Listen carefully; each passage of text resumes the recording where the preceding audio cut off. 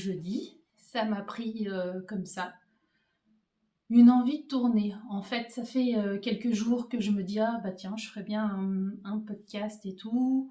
Et puis en même temps, je me dis, oui, mais bon, il y en a déjà pas mal quand même, des podcasts. Est-ce que tu as quelque chose à dire et tout ça? Et quand je regarde autour de moi, avec tous les projets que j'ai là en face de moi, oui, j'ai des choses à dire. Donc voilà, et puis en fait, finalement, enfin, pour ma part, en tout cas, c'est autant pour partager que pour moi. C'est aussi agréable pour moi de tourner, de partager avec vous, même si je ne suis pas du tout régulière. C'est suivant mes envies, en fait. Voilà, donc voilà, me voilà là. Beaucoup de voilà. On va essayer d'arrêter les voilà. Alors, bon, ça va être un podcast standard, projet fini, projet porté. Je vais vous en parler. Dernier achat. Un peu de présentation, parce que pour ceux qui ne savent pas, je fais un peu de couture. Donc, présentation de couture. Et puis, voilà. Donc, alors, bah, je vais commencer par ce que je porte. Il n'est pas du tout bloqué, mais j'avais très envie de le porter et de vous le montrer. C'est... Je ne l'ai pas noté là. C'est pas le Alpine, c'est le Autumn Sweater de Cathy Nutter. Il y a le Alpine qui est manche courte. Le Autumn, il est manche... alors, moi, mes manches sont manches 3/4, ce qui ne me dérange pas, parce que ce pull est très... alors, je vais reculer. Vous ne me voyez plus. Voilà. Donc, c'est un pull très court. Alors, j'essaie de parler comme ça, les personnes qui sont malentendantes voient mes lèvres en même temps. Donc, c'est un pull très court. Ma taille est là. Donc, il arrive juste à ma taille. Mon nombril est là. Donc, en fait... si je le porte pas, alors j'allais dire avec un pantalon, mais on porte ces pulls avec un pantalon, ou une jupe, hein, mais enfin quelque chose en bas, en tout cas, c'est mieux. On voit mon nombril, voilà. Donc là, aujourd'hui, j'ai une salopette. Voilà, une salopette. Hop. Voilà, je vous montre le détail. Donc là, ce que je vous montre, là, ce que je vous ai montré, ce sont des perles. En fait, j'ai incrusté des petites perles dans le yoke, dans le jacquard du yoke. C'est quelque chose que j'aime bien faire de temps en temps. Ça me prend comme ça. Et là, pardon pour les bruits de la chaise. Voilà, vous en avez donc là. Et puis, c'est pas facile à montrer, hein. Ici. C'est quelque chose que j'aime bien faire de temps en temps. Si jamais vous vous demandez comment faire, j'ai fait une vidéo sur ma chaîne. Donc vous pouvez retrouver comment insérer des perles. C'est une technique, il y en a plusieurs. Celle-ci, je l'aime bien parce que c'est assez... on n'est pas obligé de les enfiler à l'avance. Voilà, j'espère que ça va aller au niveau de la lumière. J'espère aussi que j'ai sélectionné le bon format pour YouTube, parce que la dernière fois, j'étais dans l'autre format, mais normalement, ça devrait être bon. Donc voilà pour ce que je porte. De toute façon, je vous mettrai toutes les infos en barre d'infos juste en dessous. J'ai rallongé, alors les modifications. J'ai rallongé cette partie-là au niveau des manches et au niveau du bas du pull. Est-ce que je vais arriver là? Voilà, comme ça vous voyez un peu l'envers aussi. Mais au niveau du bas du pull, pas à ce niveau-là.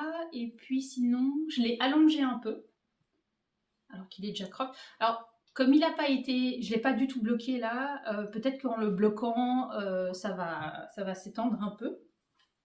Peut-être. Pour ce qui est des laines, alors, la laine bleue, hop, j'essaie de refaire mon écheveau. La laine bleue, c'est de la Maison Corlaine Fisherman. Voilà. Coloris Murdoch. Voilà. Vous avez là la bonne couleur, c'est vraiment un bleu nuit très très profond. J'adore. Je crois que j'ai utilisé à peine 2 échevaux de bleu. Et puis pas du tout un écheveau de... Enfin, il me reste au moins... l'écheveau de vert, là, il me reste au moins, je sais pas, 60% de mon écheveau, en tout cas. Donc 40%, je dirais, d'un écheveau de vert, et puis à peu près 2 écheveaux du bleu. Donc il m'en reste encore de celui-ci et d'un autre. C'est ce que je suis en train de me dire, peut-être que c'était même un écheveau et quelques. Enfin bref, je vais le peser, je vous dirai. Donc là, c'est de la, je l'ai dit, Merino Corlen, Fingering Twist, Fisherman, Coloris Murdoch. C'est la catégorie Fisherman. Oui, c'est ce que je dis. Ça va bien. Ça va bien se passer. Alors, juste, je fais une petite parenthèse, une toute petite... voilà.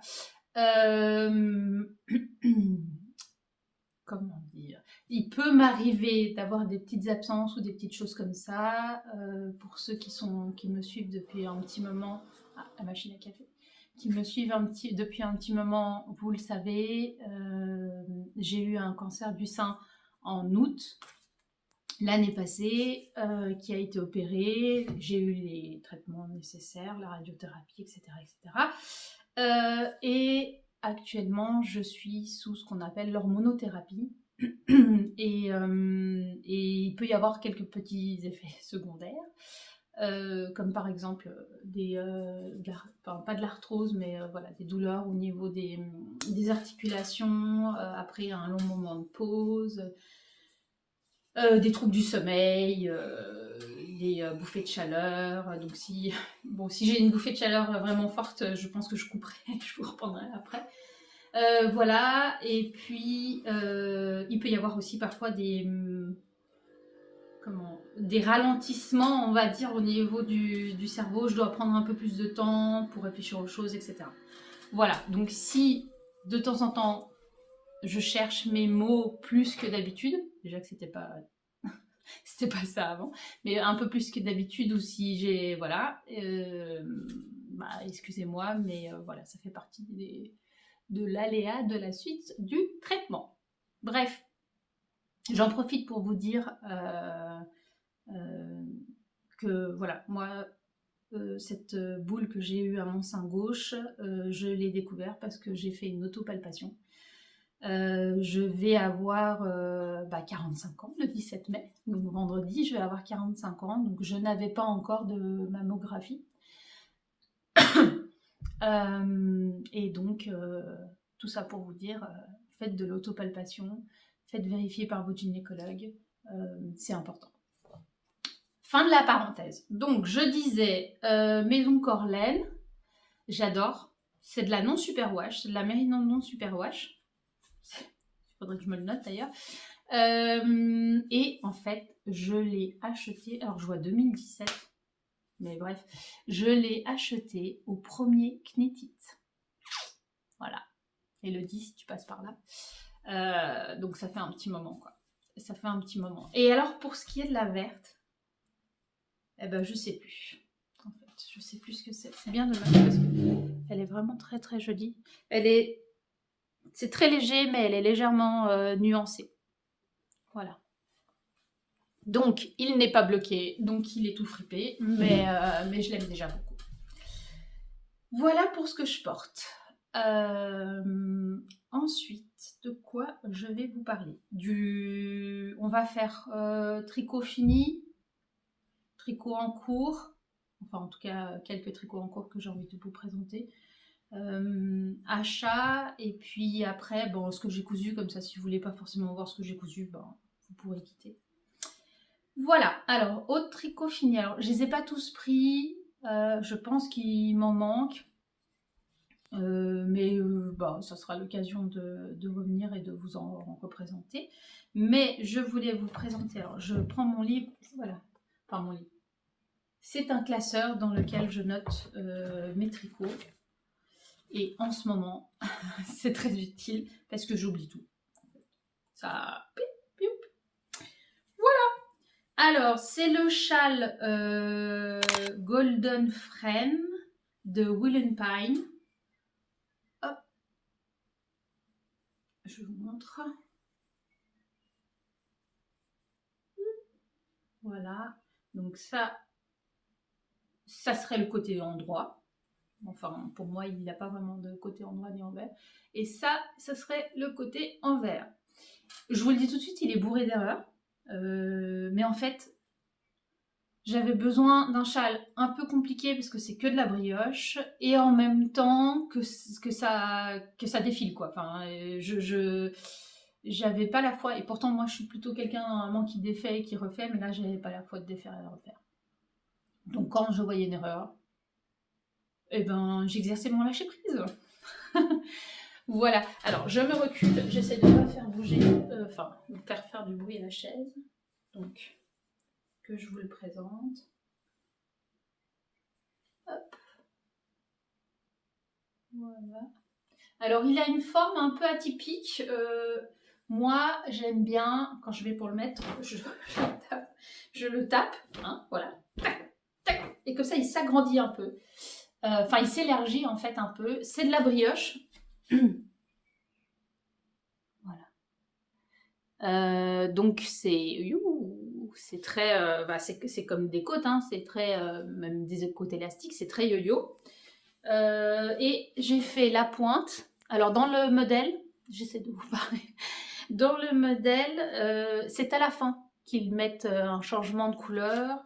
Et moi, en fait, je l'ai fait au début. J'avais envie d'avoir cette pointe avec cette couleur. Et donc quand je le porte, j'ai une bouffée de chaleur. Mais voilà, j'aime bien le porter comme ça. Et alors après, la pointe... Voilà. Je vais l'enlever parce que il fait pas chaud, il fait pas beau, mais voilà. J'ai quand même un pull en laine, donc ça va. Donc format typique, vous voyez, que de la brioche. J'ai adoré faire ce patron. Pardon. Donc de Wool Pine, Golden Frame. Et alors, au niveau des écheveaux, pour ce qui est du brun, qui est là, enfin un brun, c'est pas un brun, c'est un espèce de caramel, caramel beurre salé. Il est venu avec le vert qui est ici. J'aurais pu prendre les écheveaux, enfin les restes de pellet. Le vert qui est ici. Je me cache, comme ça fait le... Enfin, j'espère que ça fait le zoom. Et c'est donc de l'écheveau solidaire. J'essaie de décoller l'étiquette. Et ça, je les avais achetés au dernier Knit-It. Donc, c'est la base Strong and Shine, 75 ou 75% Merino Superwash, 20% de nylon et 5% de Stellina. C'est de la fingering, donc 400 mètres pour 100 grammes. Et pour ce qui est donc du vert, c'est la couleur Liam. Je ne sais pas si vous l'aurez à l'endroit ou à l'envers. Donc, les chevaux solidaires. Voilà. Très jolie étiquette, j'aime beaucoup. Donc ça, c'est pour le vert et le caramel. Donc j'ai acheté le vert et puis le caramel à côté. Ça me sert. Et pour ce qui est du purple, j'allais dire, aubergine, pourpre, enfin, voilà, celle-ci. C'est, et on ne la présente plus, bulbe bizarre. J'essaie de décoller le... Voilà. C'est de la Sox Stellina Gold coloris velours. Et c'est donc 80% Merino Superwash, 15% nylon et 5% Stellina. Qui n'est pas tout à fait la même chose que l'autre, puisque l'autre c'est 75% Merino Superwash. Wash. Bref. Watch, c'est autre chose. Donc c'est 400 mètres pour 100 grammes et je vous ai dit, hein, coloris velours. bulbe bizarre. Voilà. Et voilà. Il ne veut pas faire. Si, voilà. Voilà. J'aime beaucoup l'association des deux. J'ai mis quelques temps à tricoter. La joie du 20. Je l'ai commencé le 23 janvier et je l'ai fini le 8 avril. Voilà. J'aime vraiment beaucoup, beaucoup ce modèle. Hyper, en fait, j'ai envie de dire très versatile. On peut le porter, ben voilà, comme je l'ai fait tout à l'heure, mais on peut aussi le porter en châle. Pour le coup, on peut le porter, donc là, en version châle, voilà, le remonter. Côté endroit, côté envers, enfin bref, ouais, vraiment très très chouette. Les explications de Wool & Pine sont très simples.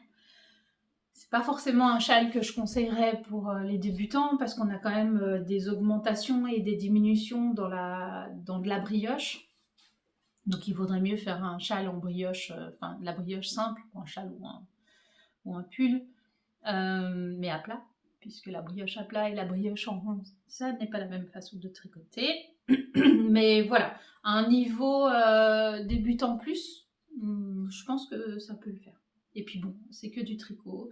Si vous ratez, vous défaites et vous récupérez la laine. Hein. Il n'y a rien de grave. J'ai l'impression que j'ai oublié de dire un truc. Je ne l'ai pas bloqué. Je ne l'ai pas bloqué parce que c'est de la brioche et que j'avais pas envie qu'il prenne une forme trop grande. Bon, je crois que c'est tout. Si jamais ça me revient, je reviendrai dessus. Hein. Ou si ça se trouve, j'avais rien à rajouter de plus. Voilà pour un des projets terminés. J'ai aussi l'impression que j'ai oublié des projets terminés, mais ça c'est sûr. Un autre projet, alors moitié terminé, ce sont des chaussettes. Voilà. Alors, je vous montre. Hop. Ce sont donc des chaussettes qui se commencent par le mollet et qui se terminent par la pointe, avec un talon à gousset, parce que moi c'est ce que, enfin voilà, c'est ce que je préfère, une pointe relativement ronde et un jeu, hop, vous voyez, un jeu de texture et de couleurs. En fait, il y a donc du jacquard, il y a du jacquard à 3 couleurs. Sur le dernier rang, là où vous avez le gris, le brun et le beige clair, il y a 3 couleurs. Alors après, ça peut être un modèle justement pour apprendre le jacquard à 3 couleurs. Voilà, elle est encore légèrement fine. Et puis un peu de texture, mais c'est juste des mailles en verre. Hein. Il y a rien au niveau de la texture, il n'y a rien de compliqué. Alors, je vous dis pas le nom du modèle parce qu'en fait, je l'ai créé et j'ai encore pas de nom. Je dois encore, en fait, moi ce que je fais, c'est que je tricote la première, j'écris en même temps les instructions. Ensuite, je rédige les instructions au propre et je tricote la deuxième et ensuite je fais des corrections et ensuite je lance l'appel au test. Voilà. J'ai déjà eu 2-3 personnes qui se sont proposées pour les tester, donc merci à elles. J'ai noté les noms. Si vous êtes intéressés, n'hésitez pas à me le dire. Voilà. Je prendrai quelques personnes. Je pense qu'il y aura 3 tailles. Il faut que je regarde. C'est vrai que je me suis bien trituré la tête parce que, ben voilà,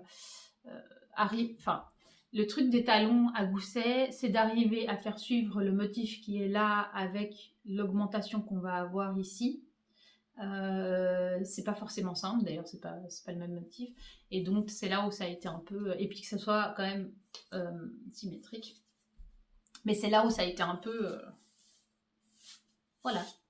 Il faut croire que j'avais besoin de ça à ce moment-là. Je vous l'enlève. Voilà, mais j'aime beaucoup. Donc après là, au niveau association couleurs, il peut y en avoir quelques-unes. Je vais voir là. Bon, je sais pas si vous allez voir. Il y a une légère démarcation due au changement 2 rangs. Je vais voir pour faire des tests pour éviter ça. Le montage, moi j'aime faire le montage tubulaire. Je vous l'expliquerai dans le modèle. Je trouve que c'est un montage qui est bien élastique et qui revient, qui fait pas chou-fleur. Voilà, moi je l'aime bien. Et puis le talon, c'est un talon renforcé avec des mailles glissées. Voilà. Donc ça, la deuxième est en cours. Enfin, d'abord il faut que j'écrive déjà. Donc ça, au niveau des laines que j'ai utilisées, j'ai utilisé de la Katia United Socks.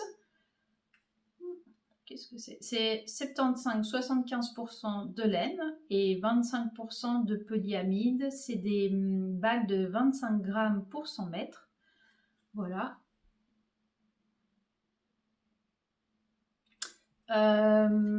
C'est une laine que j'aime bien utiliser pour mes tests. C'est une laine qui fait bien la définition des points. Elle est bien ronde. Elle est assez fine. Elle est quand même assez fine. C'est donc de la superwash. Et au niveau des couleurs, j'ai donc celle-ci qui est la couleur numéro 4, qui est un blanc cassé crème. Celle-ci, donc je n'aurai plus la couleur, mais c'est la grise. Avec un reste de violet. C'est vraiment un gris moyen, un gris chiné. Et puis celle-ci, mais je vous mettrai les couleurs. Ça, je dois l'avoir quelque part. Est-ce que je l'ai noté? Ça m'étonnerait. Mais on ne sait jamais. Hop. Non, j'ai juste noté Katia Socks. Voilà. Donc là, on a un brun... un joli brun. Voilà. Je vous montrerai après, mais le tout dans mon petit sac pochon qui vous a bien plu. Idéal pour tricot chaussettes. Je vous présenterai tout à l'heure avec mes coutures. Donc ça, c'est pour un demi-projet fini. Ensuite, en cours, je pense que je vais les prendre dans l'ordre dans laquelle, enfin plus ou moins, hein, je les ai commencés. Je suis pas du tout une mono en cours. Je pense pas qu'un jour ça m'arrivera. Ce qui peut m'arriver par contre, c'est de décider de mettre un coup au collier d'un projet parce que j'ai envie qu'il se termine, parce que sinon je sens que je vais pas le finir. Mais c'est rare. C'est plutôt rare. Donc, il y a le Telesto de Audrey Bodego. C'est Bodego. Enfin bref, de Yarnflex. Qui avance. Je ne sais plus où mettre mes affaires. Si vous voyez, là, je suis entourée de sacs à projet. Donc, hop, voilà. Il avance. Je vous le présente et je vous en parle après. Je fais celui la lèvre. Promis, la prochaine fois, je prends une chaise qui fait moins de bruit. Alors, voilà. On voit la... Il est déjà pas bien long. Et là, on voit déjà la différence. Donc, hop. Et alors, ce pull, c'est les manches qui sont sans fil. Voilà. Enfin, j'essaye, mais alors franchement, c'est pas facile.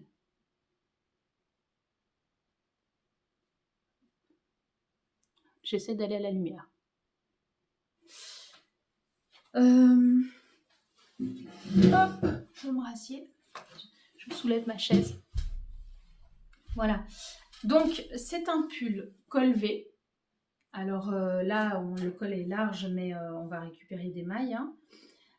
Assez simple, on va dire, au niveau du corps. Hein. C'est un pull... Alors moi, j'ai fait une version droite. Il me semble qu'elle propose soit une version évasée, soit une version plus cintrée. Moi, j'ai fait une version droite avec des côtes torse et une finition rabat à l'italienne pour le bas, et je ferai la même chose pour les manches. Et la particularité donc de ce pull, c'est la dentelle. Voilà. Elle est vraiment très belle. Et donc, elle va se continuer sur toute la manche. Donc là, j'en suis à une des deux manches. Donc, on a juste un panneau de dentelle sur le dessus. Et le reste est en jersey endroit. Donc, en fait, c'est assez sympa. Ça rythme le tricot. On a une partie où il faut un peu réfléchir, etc. Et puis, le reste où c'est du zéro cerveau. Donc, c'est sympa. Alors, regardez, je vais vous montrer mon petit anneau marqueur. Des petits pois et bloqueurs de mailles que je trouve moi chez Cultura, qui sont des perles en fait, mais très pratiques pour bloquer les mailles. Bref. Donc voilà au niveau de la construction, comme toujours avec Audrey, c'est il suffit de vous laisser guider, elle vous prend par la main, c'est très clair et en même temps pas trop confusant, j'ai envie de dire. Il y a toujours plein d'options avec elle. Voilà, vous pouvez vraiment adapter votre pull et je trouve que c'est toujours des détails, vous voyez le raglan, enfin c'est pas vraiment un raglan puisque c'est des manches comme ça, mais bref, la reprise des manches est vraiment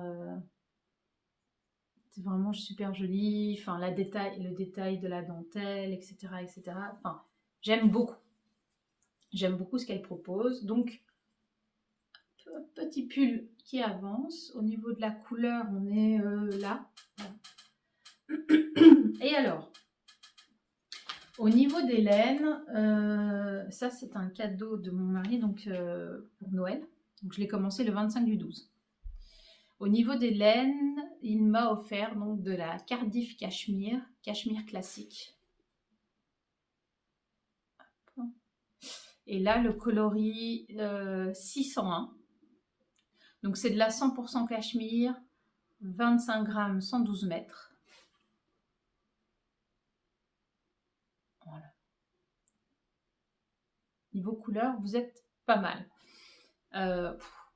C'est un nuage de douceur en fait. Ouais. Par exemple, moi, la mohair, directement vers mon cou, j'ai de la peine.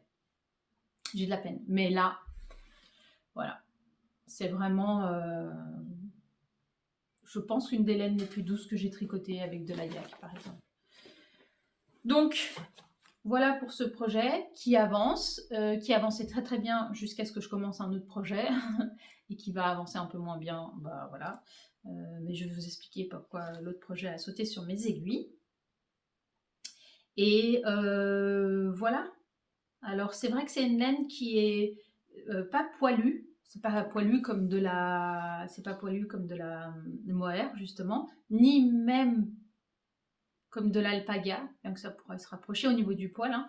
Mais donc du coup le point, enfin là vous le voyez bien, mais le point est légèrement diffus. Moi j'aime bien. Voilà. Et là, hop, je range tout ça. Je vous parle pas de mes aiguilles, mais voilà, si vous avez des questions, moi je tricote soit avec les nouvelles Knit Pro, Mindful, quelque chose comme ça, soit avec les Chiagou, et puis j'ai aussi quelques Sinits. Parce que voilà, Emma de Tricolibri en avait parlé et ça m'a donné envie de tester. Et celui-ci est dans un sac à projet qui m'a été aussi offert pour Noël par mon mari, qui est l'homme. Voilà. Assez pratique aussi, assez grand et qui ferme simplement par une corde. Alors la corde j'aime moyen parce qu'elle est toute fine, enfin voilà. Mais sinon assez sympa. Voilà pour celui-ci. Je m'étrangle, je vais juste boire un coup parce que... Swap. Ensuite, je vais vous présenter... Eh ben oui, on va les faire à la suite, allez. Alors, il faut que je le retrouve. Sans façon.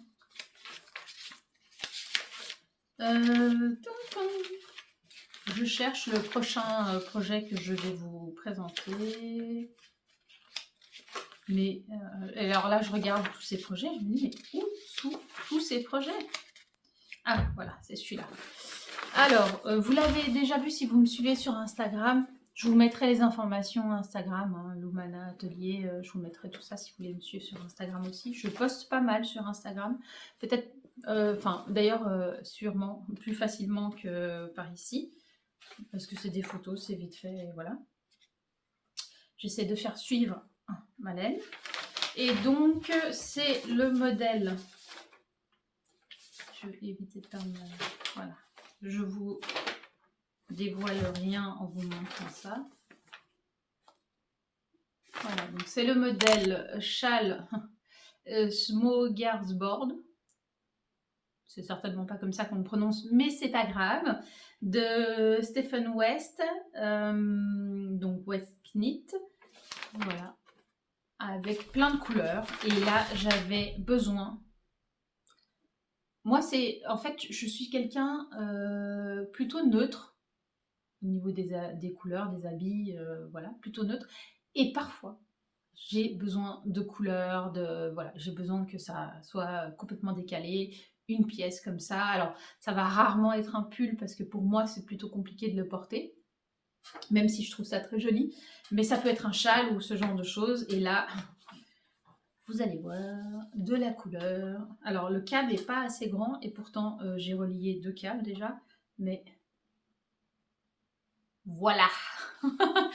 Alors, je vous le présente. Je soulève ma chaise. Hop, donc on commence par ici.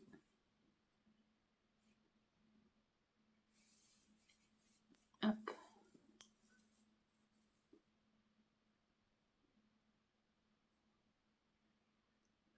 Voilà. J'essaie de... Ça tire.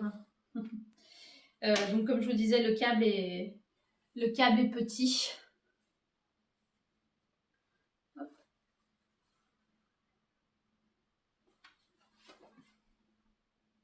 Voilà.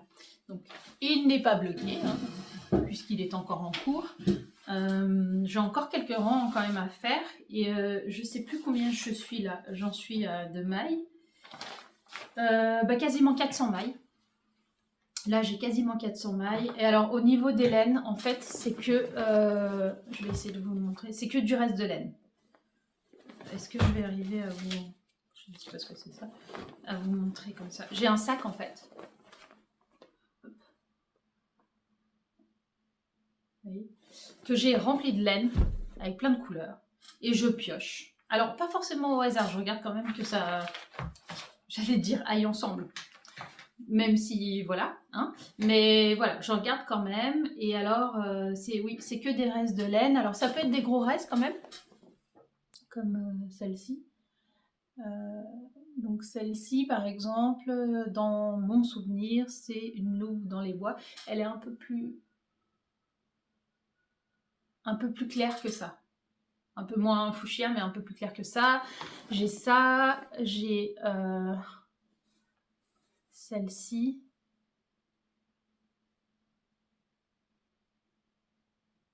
Oh, je sais plus. Faudrait que je regarde, que je retrouve. Mais voilà, j'adore. Après, j'ai des couleurs toutes simples de long yarn là. Ensuite, j'ai celle-ci qui est de la Hedgehog Fiber. J'ai fait. Je vais y arriver. J'ai fait un châle avec celle-ci. Donc ça, acheté à Paris il y a quelques années. Voilà.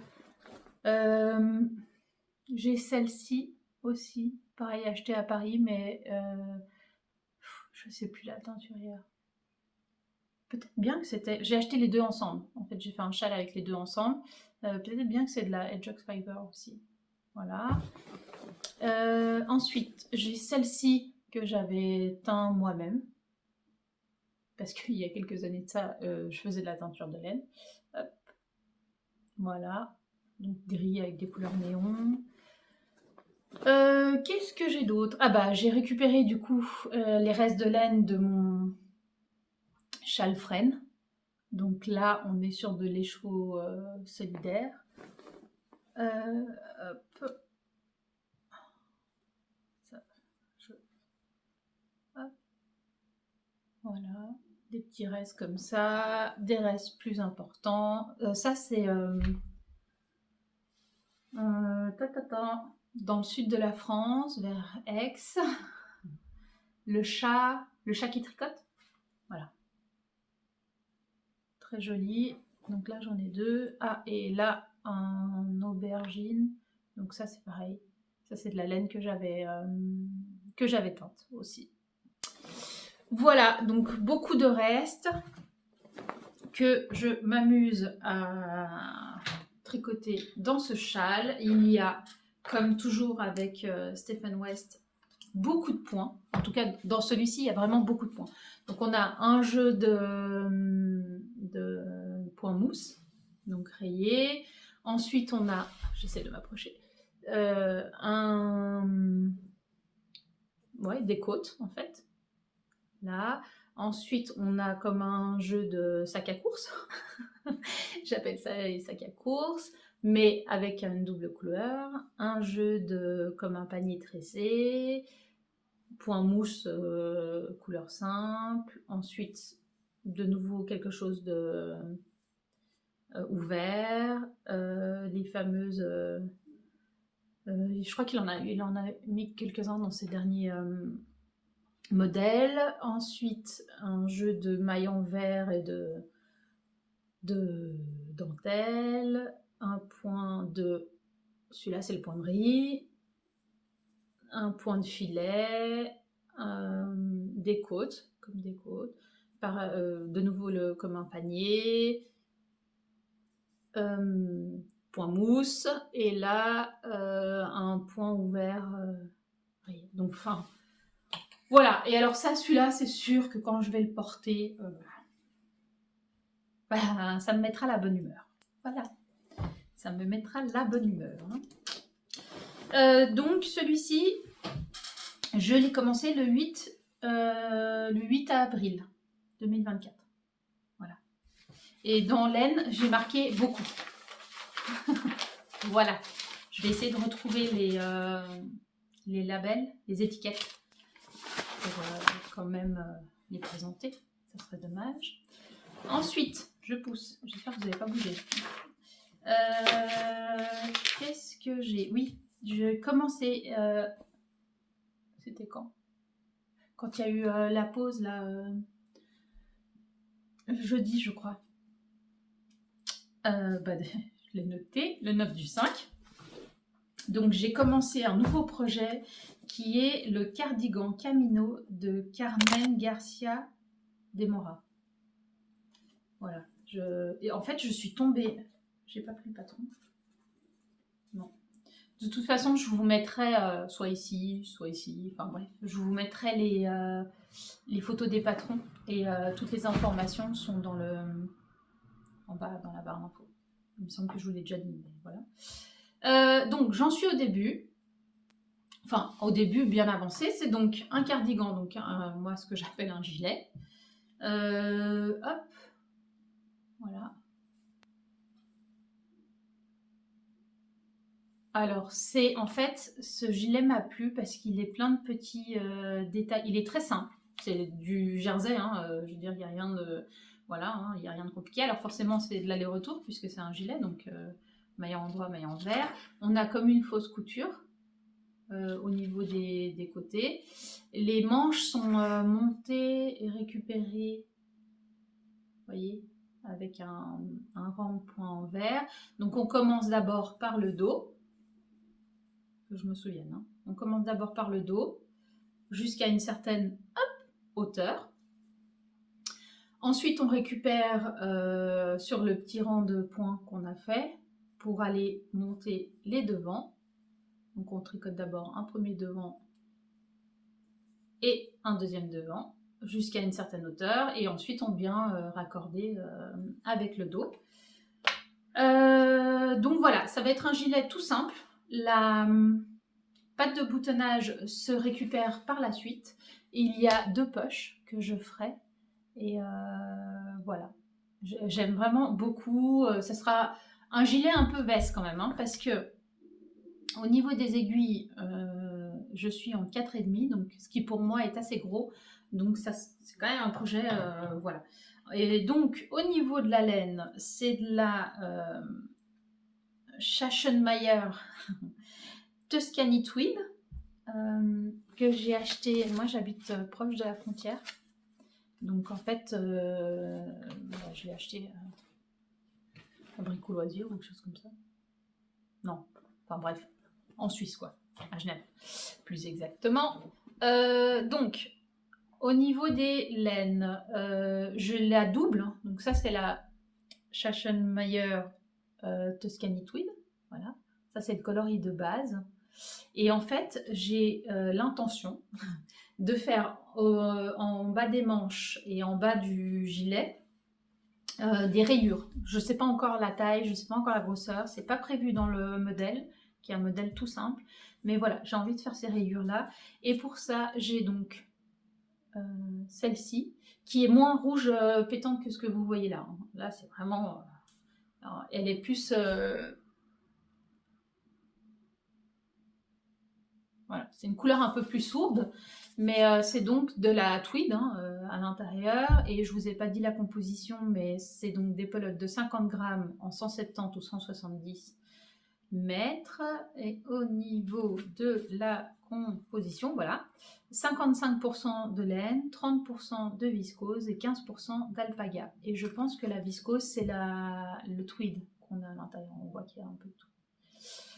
Voilà, là c'est la couleur 0,36.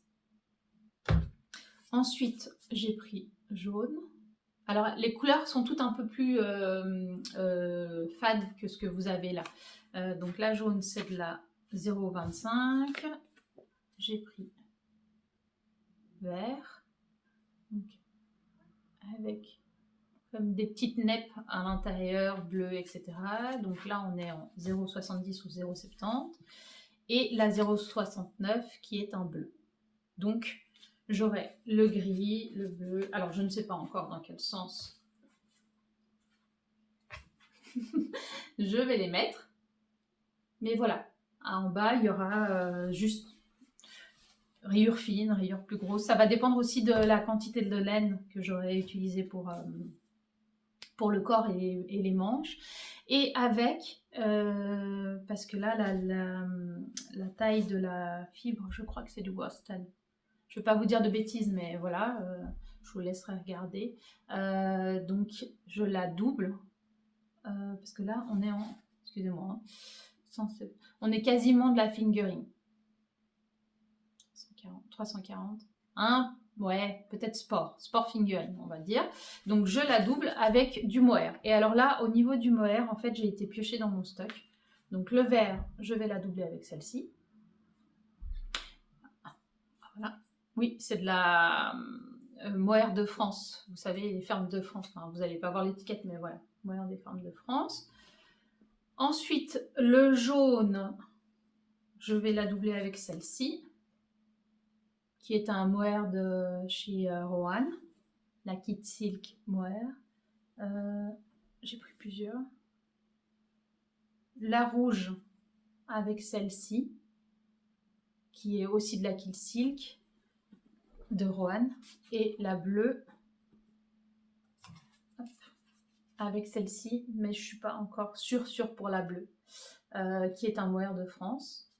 Voilà. Et la grise, je la double. Alors, je n'ai plus que ça, mais j'en ai d'autres, hein, je vous rassure. Et ça, c'est un mohair que j'ai acheté dernièrement. Je vous mettrai l'information en bas, je ne vais pas la retrouver, ça ne sert à rien que je triture mon cerveau. Mais voilà. Et c'était un mohair qui allait avec un autre projet. Mais je trouvais qu'ils allaient bien ensemble. Et les deux associés, ça donne ça. Ce qui n'est pas trop loin. J'essaie de démêler. De la couleur originale, finalement. Donc, voilà pour ce petit gilet. Alors, vous imaginez bien que ce gilet en mohair et en sport, voilà, c'est pas pour tout de suite. Mais quoique, vu les temps qu'on a en ce moment, voilà. Ah, et mes anneaux marqueurs. Mes stop mailles sont sympas hein, quand même. Vous avez eu peur hein, sur le geste. Hein. J'avoue que la première fois que je les ai vus, je me suis dit, quand même. Mais non, c'est le V de la victoire, on va dire. Voilà, je ne sais plus où je les ai trouvés, certainement en ligne. Hop, tout ça dans mon sac à projet. Alors celui-ci, je l'avais montré et il vient d'un modèle que j'avais acheté. Hop. Je vais vous montrer. Hop. Voilà, que j'ai fait. Ah, bah il est là le modèle. C'est bien de regarder son sac à projet, Coraline. Comme ça, je vais pouvoir vous montrer la photo. Hop. Alors, modèle très bien écrit. Je vous ai pas dit pour les modèles précédents, mais je vous préciserai si c'est en français, en anglais, etc. Celui-ci, en tout cas, il est en français et en espagnol. Voilà. Je ne vous dévoile rien en vous montrant celle-ci.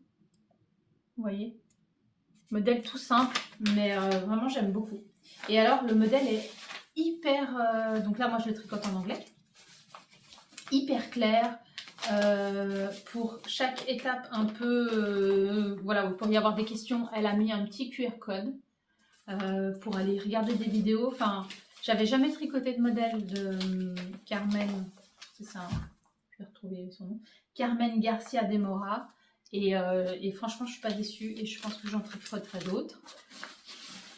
Tout ça pour vous dire donc, je vous parlais du sac que j'ai cousu, que avec des restes de tissu que j'avais utilisé pour un autre sac. Donc c'est de la toile, j'aime bien, un peu comme de la toile cirée. Avec voilà, il a une poche à l'intérieur, une poche glissée ici et des, enfin une poche à l'intérieur, non, une poche à l'extérieur zip et des poches à l'intérieur et des sangles. Voilà. Si vous êtes intéressé par le modèle, dites-le moi, je vous l'enverrai. Enfin, je vous enverrai pas le modèle hein, qui est payant, mais je vous enverrai le nom de la personne où je le mettrai en bas. Ensuite, on est à 47 minutes.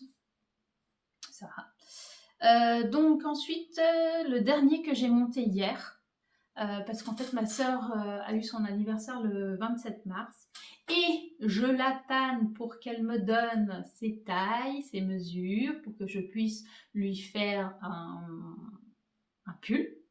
Je pense que c'est la première fois que je lui fais un pull. Je lui ai fait des chaussettes et peut-être des châles, mais jamais un pull. Et elle m'a répondu hier. Enfin, j'ai fini par lui dire que je lui ferai la taille 3. Voilà. Elle m'a dit elle aime, voilà. Bref, donc j'ai commencé un projet que j'avais envie à la base de faire pour moi. J'avais acheté la laine d'ailleurs pour ça. Et puis je me dis que finalement la couleur et la laine lui iront bien. Donc c'est le Field Sweater de Camille Yaval. Je pense que, enfin, si vous êtes un peu sur Instagram et tout ça, vous l'avez vu et vous en avez entendu parler. Donc celui-ci. Hop. Que moi je fais en version pull. Hop, je vous montre le premier. Comme ceci. Voilà.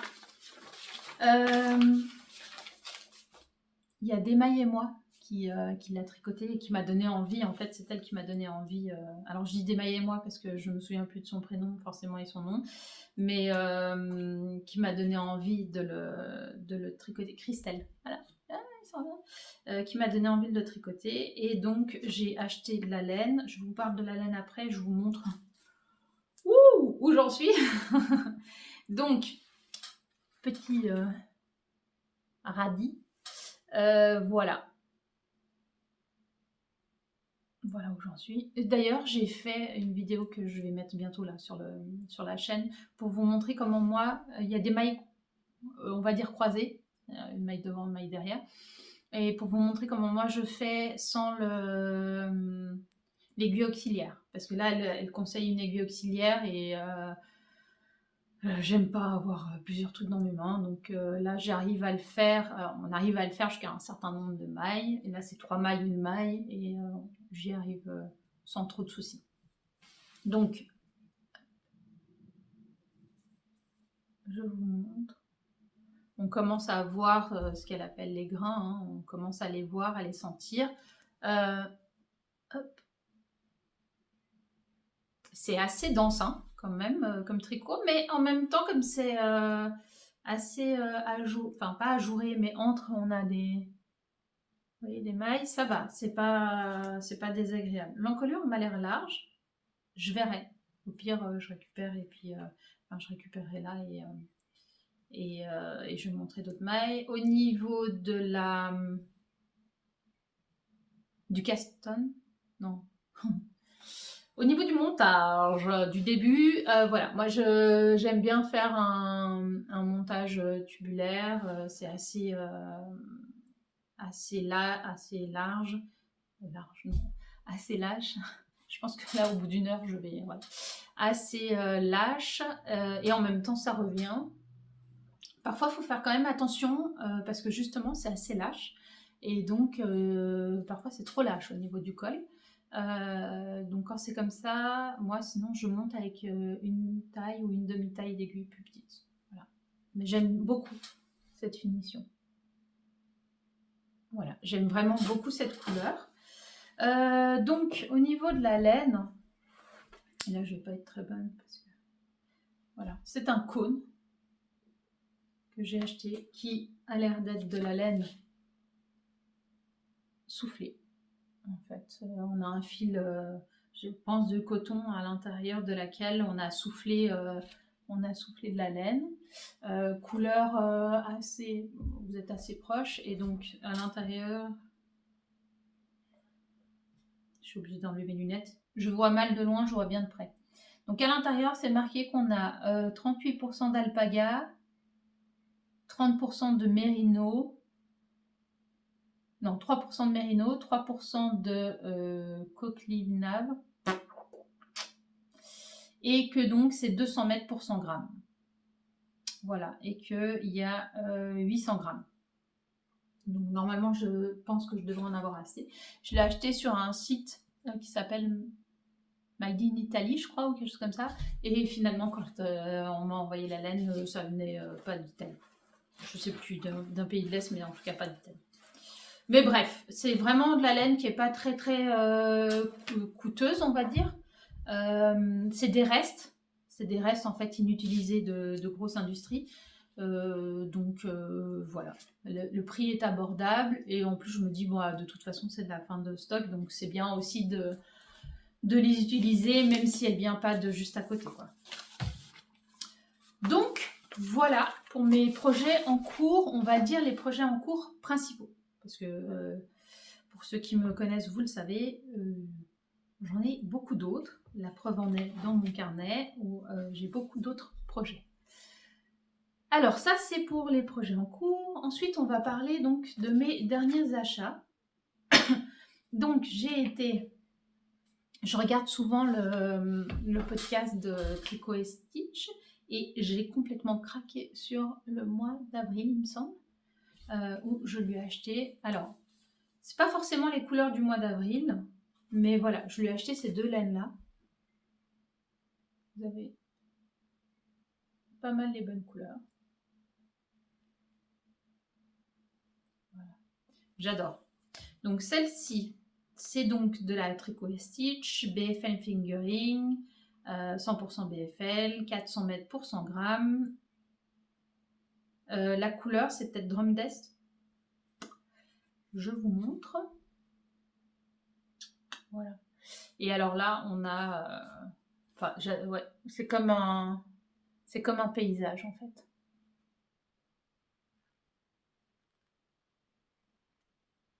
J'ai vraiment hâte de la tricoter. Je trépigne d'impatience.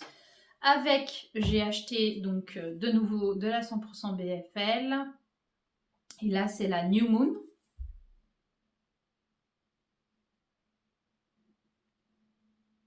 Et là, on a des nuances de bleu, de violet. Enfin, c'est juste... c'est magnifique. Magnifique. Et j'ai acheté de la 100% BFL chez Ligne Neige.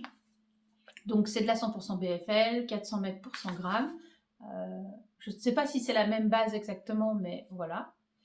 Blanc, naturel. Que je ne sais pas si je ne vais pas teindre. mais j'ai envie d'associer, en fait j'en ai 2 comme ceci, j'ai envie d'associer ça. Et dans son dernier podcast, Christelle aussi, hein, de Tricot & Stitch, il me semble que c'est bien Christelle, avait parlé du châle Paris, il me semble, quelque chose comme ça, un châle circulaire en fait, que j'ai dans ma bibliothèque Ravelry depuis,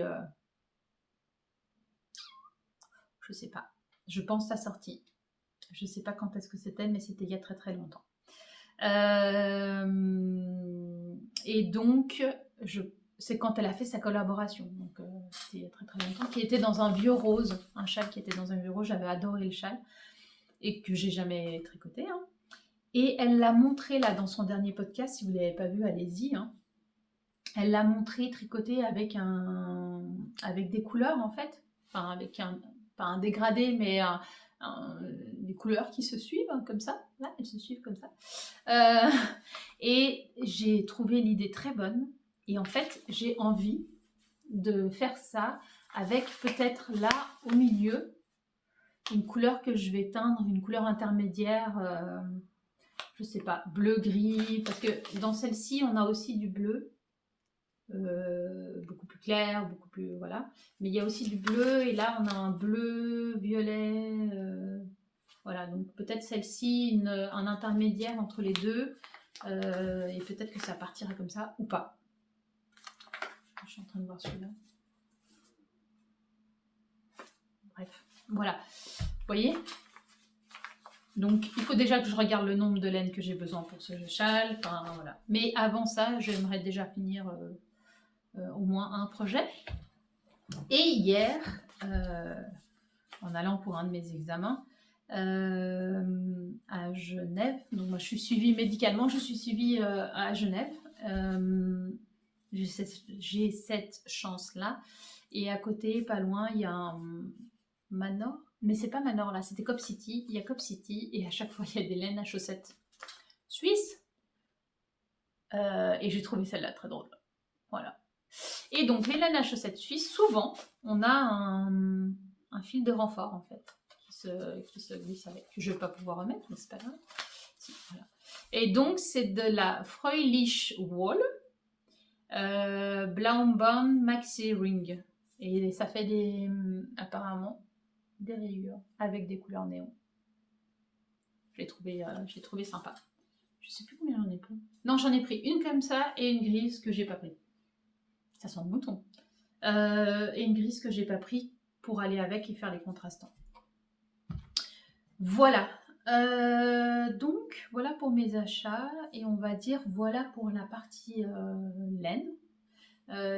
Ensuite, je vais vous présenter un peu les différentes coutures que j'ai fait. Il y a 2-3 choses que je vends aussi. J'ai ouvert un petit truc parce que... Enfin bref, je vais en parler tout de suite. Voilà, pour celles qui voulaient que voir la partie tricot, et ben je vous dis à bientôt ou pas, je sais pas, je vais pas faire de promesses si je les tiens pas, donc on verra, ça sera suivant. C'est vrai que souvent j'y pense, hein, à la tournée, enfin voilà, ça me fait plaisir, nos échanges, vos retours, vos commentaires et tout ça à chaque fois sont hyper gentils et hyper chaleureux, et ça fait du bien. En fait, on va pas se mentir, hein, ça fait du bien. Donc, j'ai fait une reprise du travail vraiment très en douceur. J'ai aussi cette chance-là. J'ai repris à 20%, donc c'est-à-dire un jour par semaine ou 2 demi-journées, ce qui me permet d'avoir un peu de temps et donc plus de temps de tricot. Même si en fait, quand j'ai travaillé, moi j'ai 1h30 de trajet à aller et pareil au retour. Et donc ça me laisse, je prends la voiture et ensuite c'est les transports en commun, et donc ça me laisse le temps de tricoter dans les transports en commun et de lire. Et du coup je tricote quand même pas mal, donc je me dis que j'aurai de toute façon des choses à vous présenter. Bref, j'ouvre l'autre partie, donc la partie on va dire plus Lumana Atelier, où je vais vous parler un peu de ce que je couds et de ce que je couds. Alors, j'ai un torticolis un peu. Je vais vous parler en premier, je regardais si vous les voyez, de mais pochette à livre, étui à livre ouvert en fait, qui a été une sacrée histoire. Il y a quelques mois de ça en fait, avant de partir à Paris. Pour ceux qui me suivent sur leur compte Instagram, ça va faire un peu redondant, hein, mais voilà. Pour ceux qui ne le savent pas, j'explique ici. Donc il y a quelques mois de ça, avant de partir à Paris, moi je suis une grande lectrice, mais je prenais moins le temps de lire. J'écoute pas mal de livres audio, mais je prenais moins le temps de lire parce que en fait je tricote beaucoup. Et c'est vrai que quand j'ai des tricots jersey, on va dire tricot, ce qu'on appelle zéro cerveau, même si j'aime pas forcément ça, mais là où j'ai pas besoin de regarder mon tricot, j'ai pas beaucoup de réflexion, j'aime bien lire. Le problème, c'est que souvent, il faut que je sois installée, il faut que j'ai mon livre, il faut qu'il soit calé, alors soit dans une espèce de tablette à lire, une tablette à lire, on va dire, d'une certaine taille, en métal. Moi, je l'ai en métal, il existe en bois, je regarde là parce qu'elle est là-bas. Voilà, ou sinon je bloquais ça avec mon téléphone sur le livre, ou sinon la télécommande, enfin bref, un coussin, bref, une installation.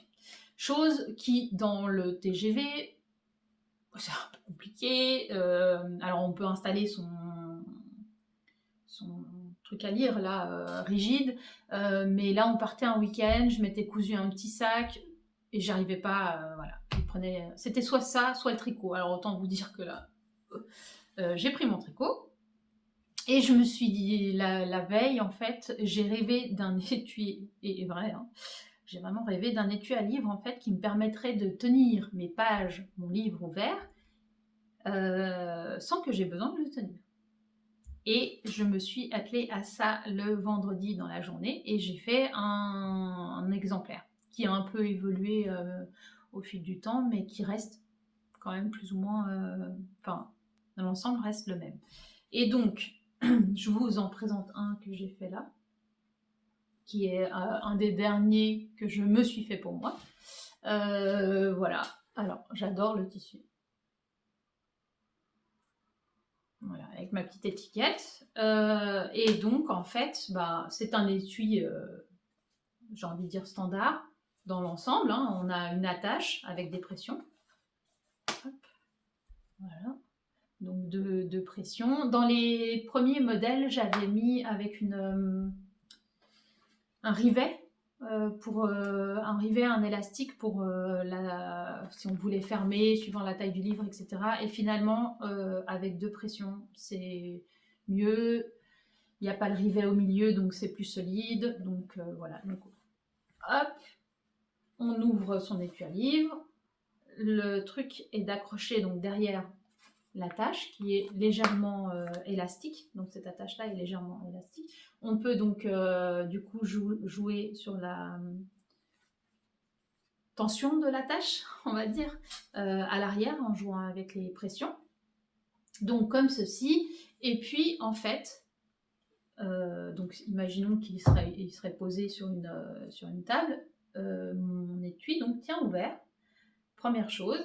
Et deuxième chose, je peux lire au travers des bandes qui se trouvent là et qui tiennent mes pages.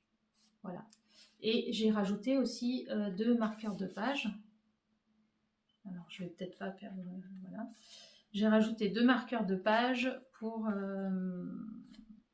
marquer ces pages. Hein. Je vais l'ouvrir comme ça. Hop. Je vais vous montrer un marqueur de page. Voilà, donc marqueur de page, ici. Alors, au début du livre, donc là j'en suis au début, on utilise l'élastique de gauche, voilà, et pas forcément l'élastique de droite, puisque vous voyez là, en fait il tient, hein, et donc quand on lit, on tourne sa page, hop, et on le glisse dans l'élastique qui est là, donc il suffit de soulever l'élastique, de glisser sa page à l'intérieur, et puis voilà, hein. Et donc ça tient son livre ouvert. Ce qui est pas mal aussi, c'est que comme le tissu, alors j'utilise des tissus assez épais, plutôt type ameublement, mais du coup il glisse pas. Et en fait, quand je le pose par exemple sur mes jambes ou un tissu, il glisse pas le tissu. voyez, là, je le tiens pas, hein, le livre, et ça glisse pas. Donc c'est assez sympa parce que du coup, je peux le poser par exemple sur un sac et mon livre ne glisse pas. J'ai remarqué ça dernièrement. Voilà, et puis bah, une fois qu'on a fini, on détache, on ferme son livre, et puis on le rattache. Hein. Voilà. Donc ça, je l'avais fait, je l'avais posté le même jour où on partait, et puis j'ai eu beaucoup de vues sur Instagram, mais vraiment beaucoup de vues. Et puis beaucoup de demandes aussi pour savoir si j'en faisais. Donc j'en ai fait, je me suis dit, bon, ouais, je vais en faire 2-3, j'en ai fait 2-3, 4, 5, 6, 7, enfin bref, voilà. Donc j'ai fait une petite structure en Suisse pour pouvoir me permettre de les vendre. Alors c'est un bien grand mot, hein, parce que c'est vraiment pas du tout mon activité principale, et c'est plus parce que voilà, j'ai eu des demandes et que ça me fait du bien, coudre me fait du bien. Enfin voilà, je réfléchis pas, c'est des moments où et puis de coudre quelque chose d'utile. Mon mari par exemple m'a dit, ah mais tu dois déposer le brevet, etc., etc. Enfin bref, voilà, et puis de me dire que je l'ai envoyé aussi à certaines personnes qui font des podcasts, parce que bah, c'est du temps de faire des podcasts, c'est des partages, et puis j'aimais bien l'idée de l'envoyer. Donc voilà, ça me fait plaisir. Donc j'ai fait à la base le format poche, puisque c'est un format livre standard. Donc j'en ai plusieurs modèles. J'aime beaucoup le tissu. Puis j'aime bien aussi choisir les tissus. Enfin voilà. Hop. Voilà, avec les marque-pages.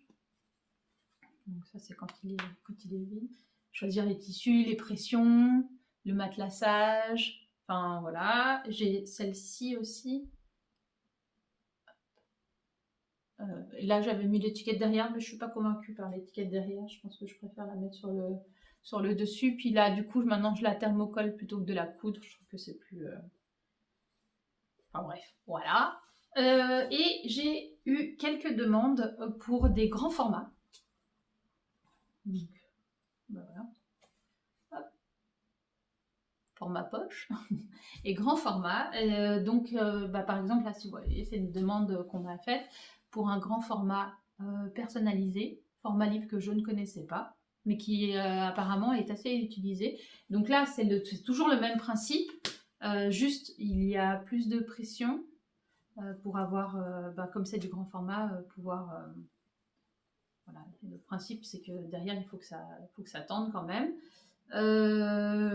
Rose qui pète. Voilà, donc j'ai eu quelques demandes pour des tailles personnalisées, on va dire. Mais vraiment, ce que j'aime, voilà, c'est associer le tissu contrastant, le tissu, faire le matelassage. J'ai eu des retours de mes testeuses aussi. Parce qu'à la base, les grands formats, en fait, je pouvais pas faire droit, en fait, c'était une taille un peu spéciale pour pouvoir tenir ouvert. Et en fait, elle avait pensé que c'était un défaut, alors que c'était quelque chose qui permettait, moi, de faire ce grand format-là. Et donc, suite à son retour, j'ai cherché un autre molleton, un peu plus rigide, pour pouvoir garder une forme quand même droite, comme les petits formats. Donc voilà, voilà en gros pour les étuis à livres. Si vous avez des questions ou quoi là-dessus, n'hésitez pas. Hein. Mon torticolis, demandez-moi. Très volontiers que je vous réponds. Suite à ça, j'ai voulu faire aussi, j'ai pensé, je pense en fait, pour tout vous dire, que suite à mon cancer, ça m'a fait prendre conscience. Et c'est bateau, hein, ce que je vais vous dire, c'est bateau, mais voilà, ça m'a fait prendre conscience de la durée courte de la vie, on va dire. Et du coup, en fait, à chaque fois que j'avais une idée, il fallait que je la fasse, que je la sorte. Autant avant, je me disais, plus tard, plus tard, plus tard. Aujourd'hui, j'ai pas envie de me dire plus tard, plus tard, plus tard. Donc à chaque fois que j'ai une idée, je l'écris et je la sors. Et autant vous dire que j'ai beaucoup d'idées créatives et que même parfois ça me fatigue. Mais bref. Donc tout ça pour vous dire que du coup j'avais pensé à un étui à aiguille à tricoter, hein, mais un étui assez complet, assez conséquent. Alors c'est une version test, elle est encore pas finie puisque là j'ai 2 étuis séparés, mais et encore que maintenant que je vous en parle, je ne sais pas. J'avais envie de les coudre ici et de me faire encore une 3e pochette qui vient refermer tout ça. Mais voilà déjà ce que j'ai fait. Donc il y a une première partie. Je vais devoir le... Hop, pardon pour la chaise. Hop. Donc, une première partie avec une fermeture éclair. Enfin une poche à fermeture éclair transparente. Complètement transparente. Voilà. Je vais essayer de me mettre comme ça. Comme ça, je peux vous présenter tout en vous me voyez parler et en même temps je vous présente la troupe. Donc complètement transparente des 2 côtés. Ensuite, une partie pour ranger ses câbles avec ici des pressions, câbles ou aiguilles fixes. Hein. Et de l'autre côté, donc là, 2 parties pour ranger ses aiguilles. Ici, et il y a encore dessus. Hein. Donc il y a quand même, je ne sais même pas combien il y a de tout. 1, 2, 3, 4, 5, 6, 7, 7 et 7, 14 sur une partie, et puis la même chose sur l'autre partie. J'ai fait des plus petits au niveau de l'élastique et d'au-dessus pour pouvoir mettre ces aiguilles à laine ou ces connecteurs là pour resserrer, resserrer les câbles. J'en étais où? Ah, celle-ci. Une autre partie au dos pour ranger ses câbles et une autre poche transparente où là j'ai mis tout mon bazar. Voilà. Donc elle tient comme ça.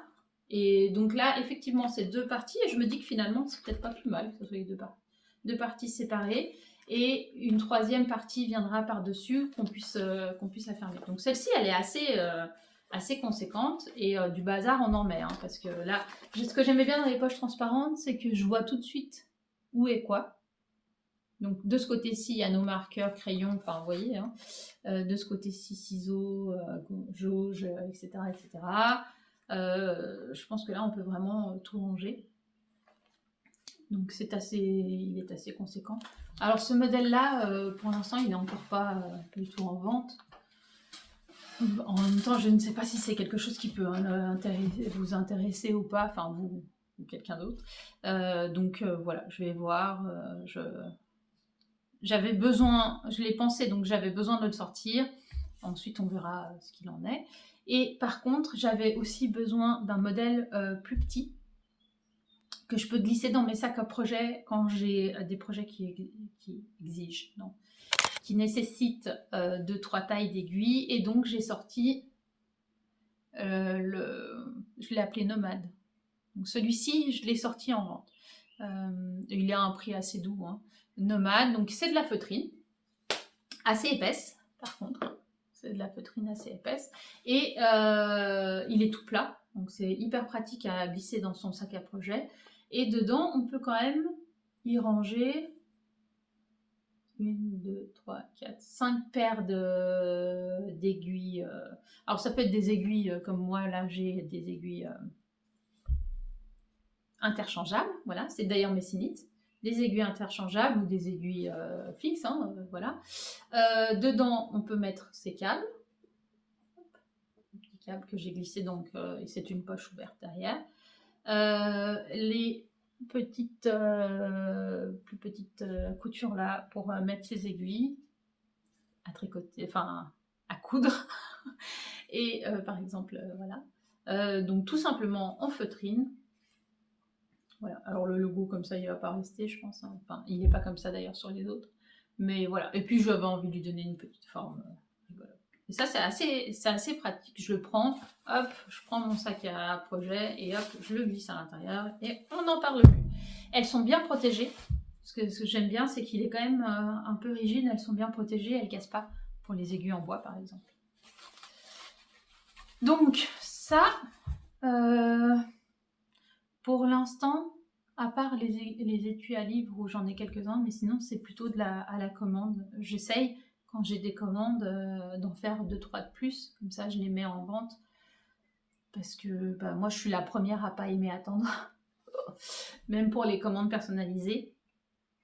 Mais voilà, ça existe en commande personnalisée, et donc en général il faut attendre une dizaine de jours, maximum une dizaine de jours.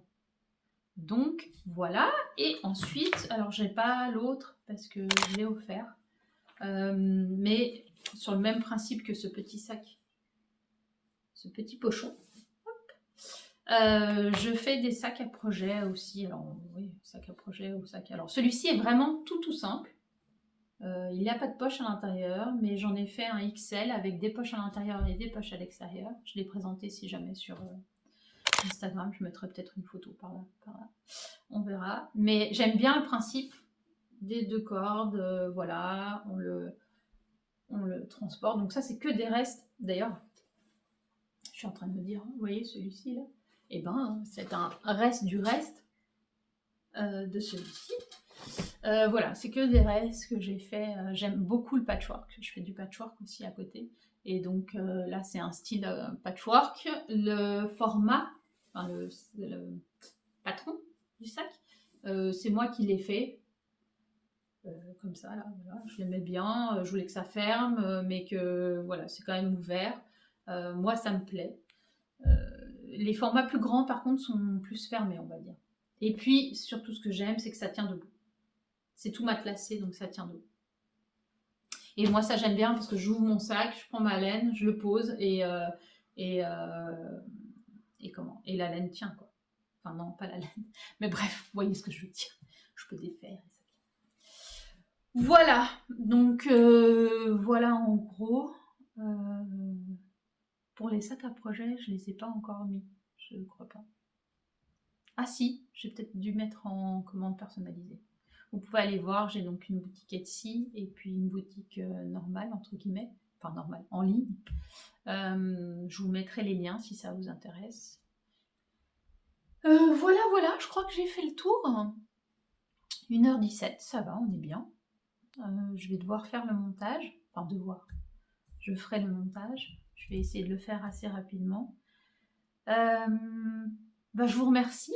Je vous remercie d'être là, de m'avoir resuivi. Il est un peu bizarre normalement, je suis un peu plus haute, mais si je suis plus haute là, bref. Voilà.